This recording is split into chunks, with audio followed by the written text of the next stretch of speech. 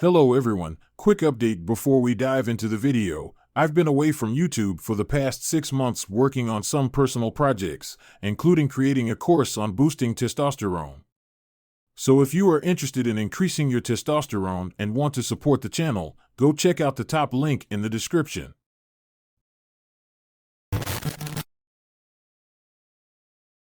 Now, let's get into it. So cold exposure, through activities like ice baths or training in freezing temperatures, has been a controversial subject in the fitness industry for a long time now.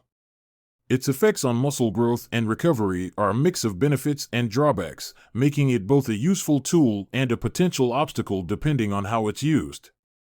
While plunging into icy water or being in cold weather can speed up recovery, it might come at the cost of your long-term muscle building goals.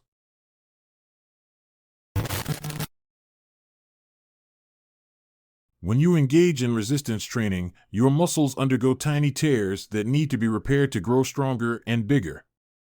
This process, known as hypertrophy, relies on inflammation and cellular signaling. After a workout, your body triggers a series of inflammatory reactions in the damaged muscles, starting a repair process that can lead to growth. In this context, inflammation isn't a bad thing. It's exactly what we chase for in the gym when we are trying to build muscle and strength. However, cold exposure can disrupt this critical process, potentially reducing muscle growth by as much as 30%. The effect of cold exposure for muscle strength isn't nearly as big though. Reducing inflammation too quickly blunts the body's natural healing process. This weakens the signals that stimulate muscle protein synthesis, which is responsible for repairing and building muscle fibers. As a result, muscle growth may slow down over time. But the story doesn't end there. While cold exposure may inhibit hypertrophy, it shines when it comes to recovery. Intense workouts can lead to delayed muscle soreness or DOMS.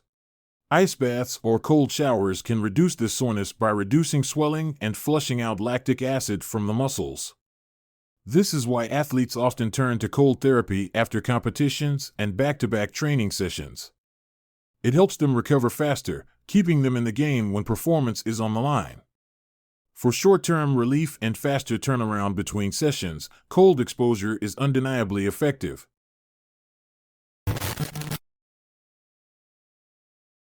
However, the trade-off between recovery and muscle growth raises an important question. Should you use cold therapy at all if you're focused on hypertrophy?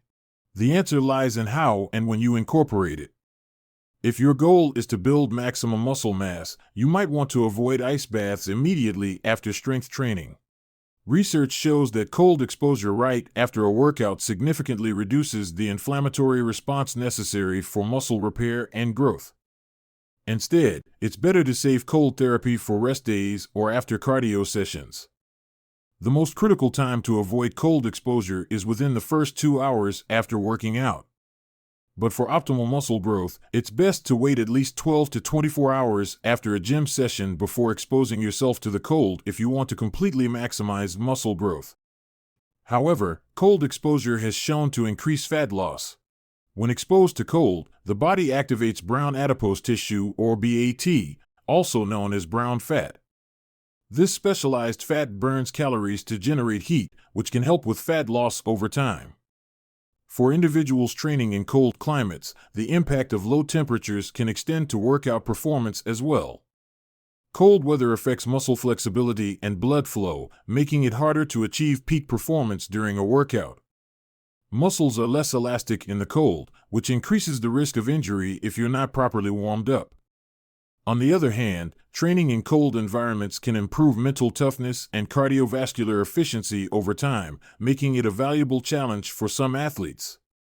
But when it comes to building muscle, warmer environments generally provide much better condition for muscle growth. So, how should you balance the benefits of cold exposure with its drawbacks? The key lies in timing and moderation. If you're deep into a hypertrophy-focused program, avoid ice baths or cold showers immediately after your weightlifting sessions. Let your body's natural inflammatory response do its job.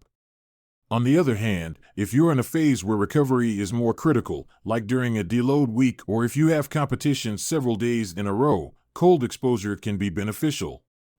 Cold exposure is a great tool for people who do cardio. It speeds up recovery by reducing inflammation and flushing out lactic acid, helping you bounce back faster after long sessions. It also boosts mitochondrial function, improving endurance and aerobic capacity. So for the days you only do cardio, cold exposure could be a good idea.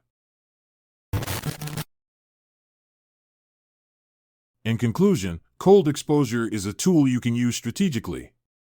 Avoid it right after strength training if you're focused on muscle growth. But if recovery or fat loss is your goal, it can be beneficial. And don't forget to check out the link in the description if you want to boost your testosterone.